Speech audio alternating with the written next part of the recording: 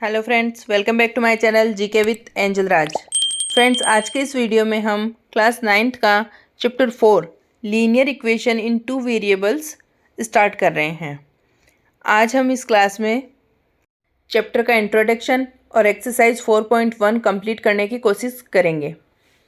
तो स्टार्ट करते हैं हम चैप्टर के इंट्रोडक्शन से।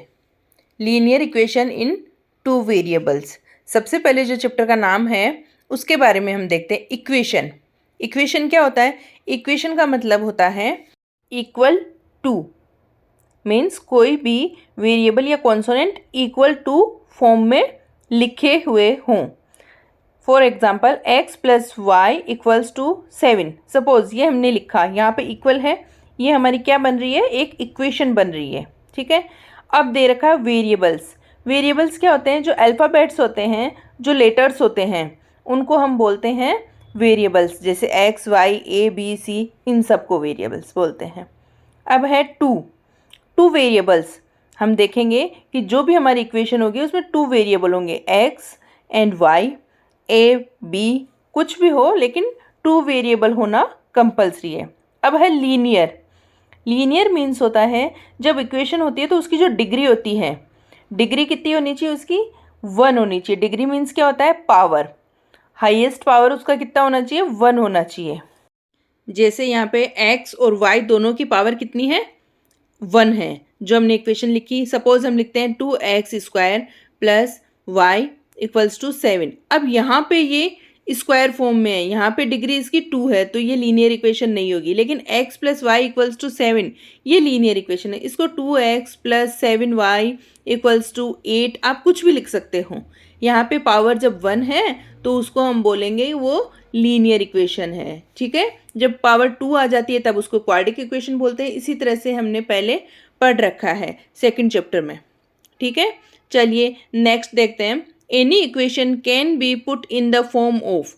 जो भी इक्वेशन होती है वो कौन सी फॉर्म में होती है? ax plus B Y plus c equals to 0 form में होती है। यहाँ पे a b c क्या है? कॉन्सोनेंट्स है। क्या है? कोई भी नंबर है, कोई भी डिजिट है, उसको कॉन्सोनेंट्स बोलते हैं।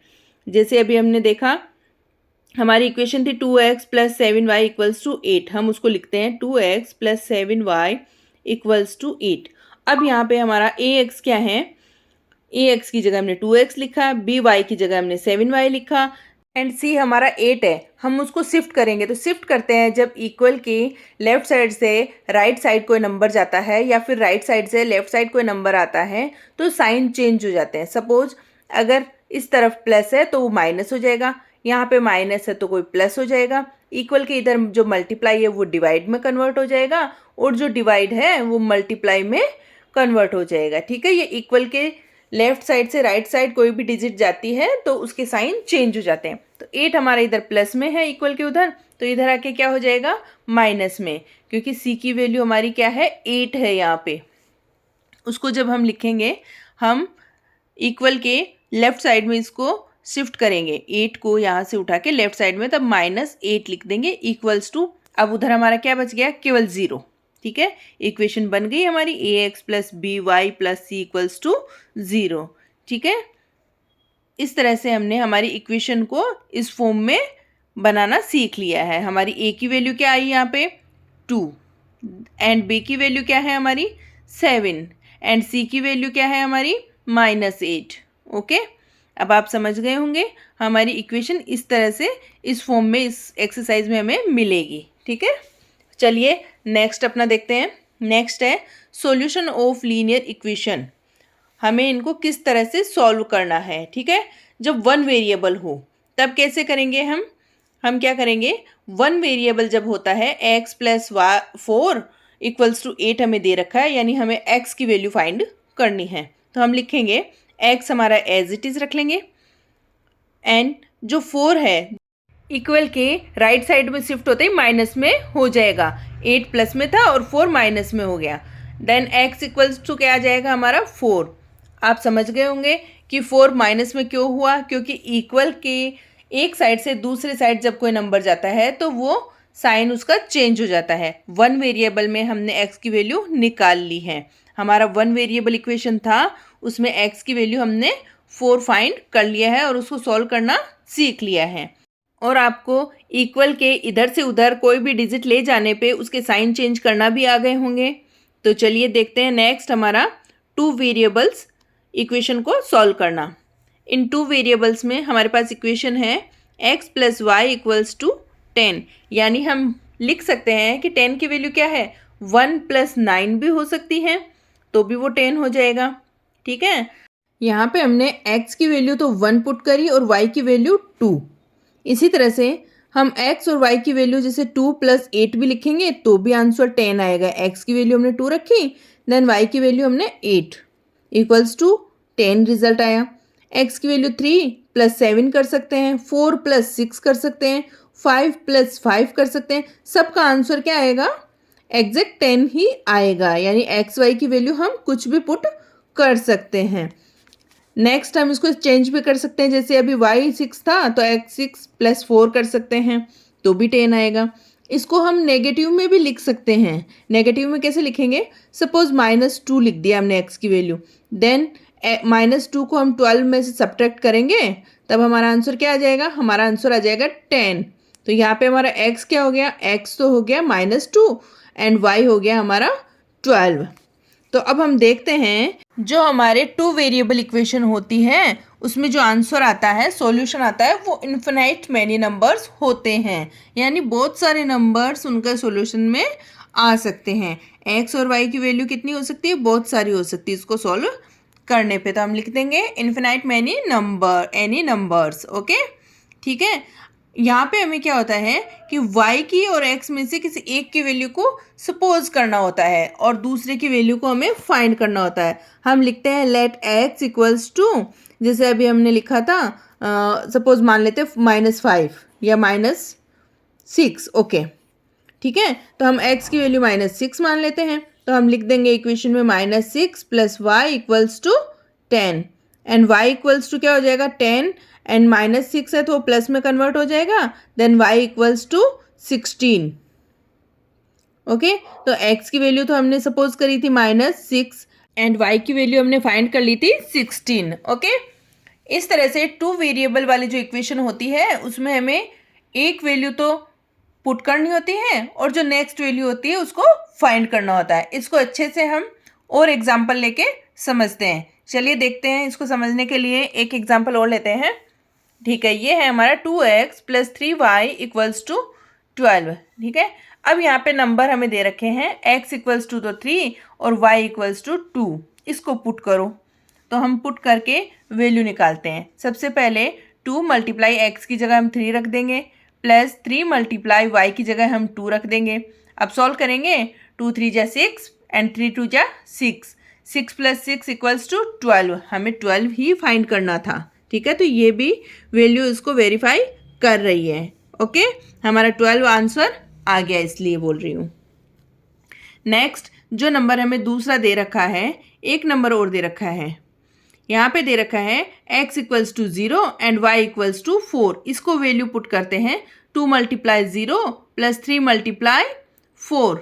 ओके, सॉल्व करेंगे, 2 को 0 से करते हैं तो 0 और 3 × 4 = 12, इक्वल करते हैं तो 12 आंसर आता है। यानी दोनों वैल्यू हम रखते हैं इस इक्वेशन में तो हमारे आंसर 12 ही आते हैं। ये वैल्यू इसको वेरीफाई कर रही है, यानी हम बोलेंगे 3 एंड 2 एक्स वाई की वैल्यू है एंड 0 एंड 4 ये भी x और y की वैल्यू है। दोनों वैल्यू रखने पे आंसर कौन सा आ रहा है, हमारा 12 ही आ रहा है।